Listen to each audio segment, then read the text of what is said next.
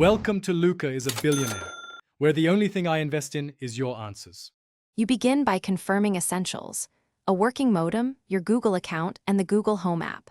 Plug the primary Nest unit into power, then connect it to the modem with Ethernet. This ensures it can receive configuration and firmware. Once done, open Google Home and choose Add Device. The app scans for your Nest automatically. You do this now to let the primary unit become the controller for additional mesh points. This is why wired connection at first matters. You now add secondary mesh points.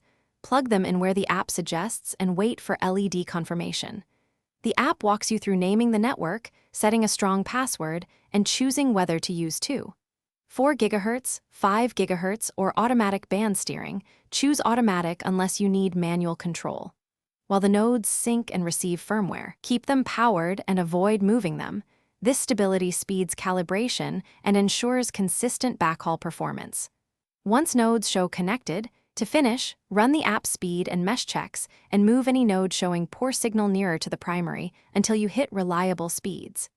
Make sure to enable guest access and parental controls now so rules propagate across the mesh. This saves time versus configuring each device.